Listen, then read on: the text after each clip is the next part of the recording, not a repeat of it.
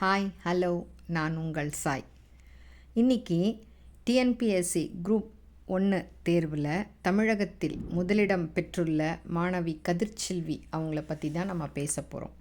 இவங்க கடலூரை சேர்ந்தவங்க.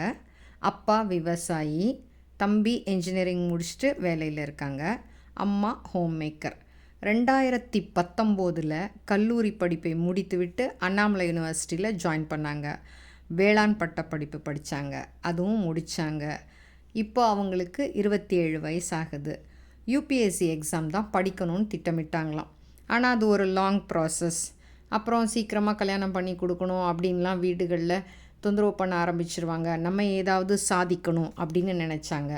மேற்கொண்டு அப்பாவுக்கு ஏதாவது ஹெல்ப் பண்ணணும். அப்பா விவசாயி அப்படின்றதுனால இவ்வளோ தூரம் படிக்க வச்ச ஆளாக்குன அப்பாவுக்கு ஏதாவது செய்யணும் அப்படின்னு நினச்சாங்களாம்.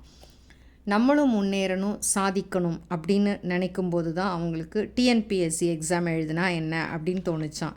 ஸோ அதுக்கு படிக்க ஆரம்பித்தாங்க. ஒரு தடவை அதில் தோல்வி கண்டாங்க. ஆனால் தோல்வி அப்படின்றதோட அதை நிறுத்திக்கலை, ரொம்ப ஹார்ட் ஒர்க் போட்டாங்க. ஒரு நாளைக்கு 11 மணி நேரம் படித்தாங்களாம். ஓரளவு தயாரான உடனே 8 மணி நேரமாக குறைச்சிக்கிட்டாங்களாம். ஸ்மார்ட் ஃபோனை தேவைக்கு மட்டும்தான் யூஸ் பண்ணுவாங்களாம். ஒரு நாளைக்கு 2 மணி நேரம் நோட்ஸ் எல்லாம் எடுப்பாங்களாம். திருக்குறளை தினம் சொல்லி பார்ப்பாங்களாம். மேக்ஸ் தினம் போட்டு பார்ப்பாங்களாம். அவ்வளவு ஹார்ட் ஒர்க் பண்ணாங்களாம். இவ்வளவு ஹார்ட் ஒர்க்கோட பலன் என்ன ஆச்சு?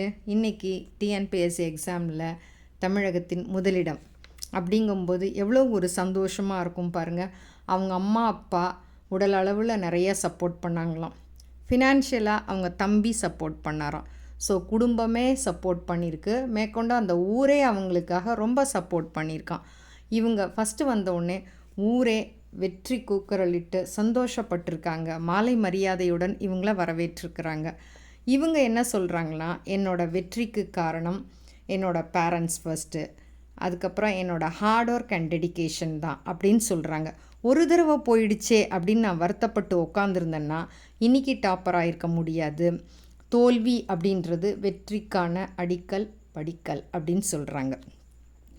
இவங்க ஊர் மக்கள் மாலை மரியாதையுடன் வரவேற்கும்போது அவங்க அப்பாவுக்கு என்ன ஒரு சந்தோஷமாக இருக்கும். இவ்வளவு நல்ல பிள்ளையை பெற்றதுக்கு கதிர்ச்செல்வி அவர்கள் மேலும் வளர நாமும் வாழ்த்துவோம் இல்லையா? உங்களுக்கு இந்த வீடியோ பிடிச்சிருந்துச்சுன்னா லைக் பண்ணுங்கள், ஷேர் பண்ணுங்கள், சப்ஸ்கிரைப் பண்ணுங்கள். அன்புடன் சாய்.